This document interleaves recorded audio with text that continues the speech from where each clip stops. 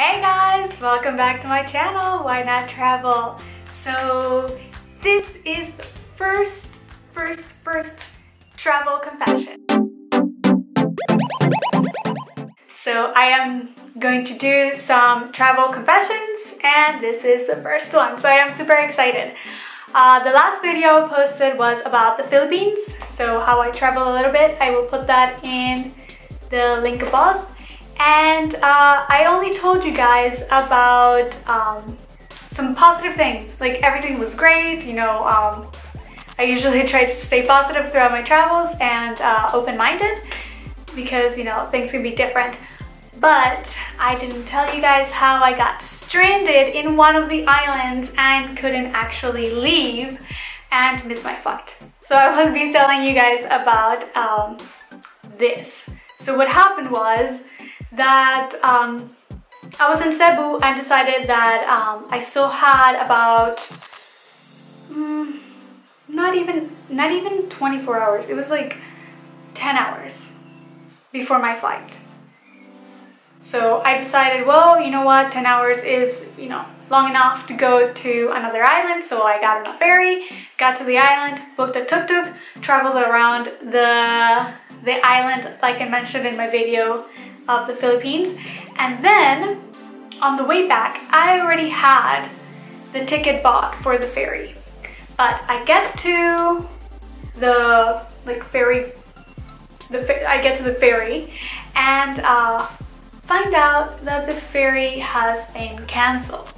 I found out it was canceled, like no previous notice, nothing. It just says it's canceled because there was a typhoon and they were scared about the typhoon and they couldn't like have a boat or anything going towards Cebu.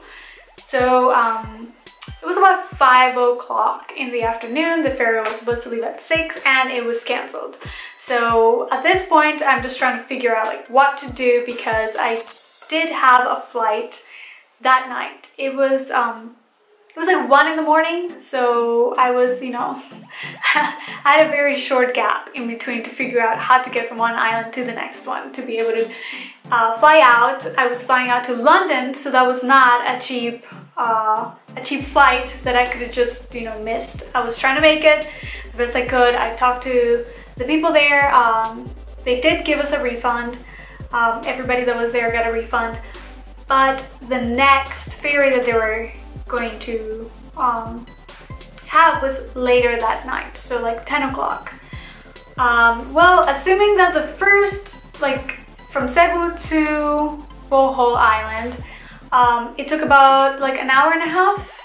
So I said, okay, if there's a ferry at 10 o'clock, then that means that I should still be able to make it to the airport on time. All right, guys, that did not happen. What happened was that I got onto that 10 o'clock ferry, which for some reason had bunk beds. It was just the weirdest ferry ever. It had bunk beds because it was an overnight ferry. It was completely packed because everyone from the past ferries had to get onto this ferry, and it was insane. It was super hot, everything was closed because Filipino people don't like the cold. So a little bit of a breeze and they were freaking out. So everyone's like wearing sweaters and it's super hot. There's literally no airflow whatsoever. So everything is closed. We're over here, there are bunk beds, some people are sleeping, there are like little roaches like crawling around. I am very itchy. I just want to get off this ferry. And I am looking at my map on the phone at Google Maps to see, like, you know, my ETA, like when am I gonna get there, like I need to book a taxi to get to the airport like right away, you know, like I'm just counting every minute. Guys, the ferry took 5 hours. It took freaking 5 hours. How? I don't know. I don't know why it took so long. Maybe because of the typhoon, maybe the waves were too, like, I just don't know. It took so long. Well, finally got there. When we finally got there, I got out as quickly as possible, got into a taxi, straight to the airport, which I wasn't that far from the airport once I hit land. But yeah, totally missed the flight. Totally. Like, there was no doubt that I missed the flight. So went straight to the airline office and talked to them, told them exactly what happened, and yeah, just basically had to book another flight and just wait till later on. So that's what happened. I would say the moral of the story is that if you don't have enough time, there's like multiple morals. So first, check the weather, which is one thing that I lack in doing when I'm traveling. Check the weather where you're going, make sure that there are no hurricanes, typhoons, tornadoes, earthquakes, anything happening, I don't know, the end of the world, another coronavirus happening. I don't know, check to make sure that everything is all right before you travel, as in weather, any political issues, anything like that, because you never know what you're gonna like find or what's gonna happen. So it's good if you're a little bit prepared. Another thing that happened was that I found out that my travel insurance had expired. Yeah, I thought I was secured, but I wasn't. Not secured. I thought I was insured, but I wasn't.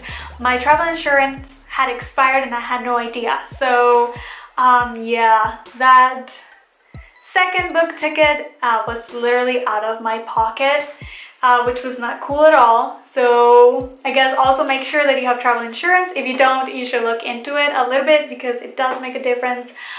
Guys, it's like literally impossible to not miss a flight. The number of flights that I've missed is just ridiculous, and for stupid reasons always. Some things that you just can't control, such as a typhoon. So I would say, you know, just check the weather, get insurance, so these things don't happen to you. Apart from that, just keep traveling and enjoy yourself. Well, this is my first travel confession. It feels good. It feels good to share some real things with you guys. Let me know what you thought.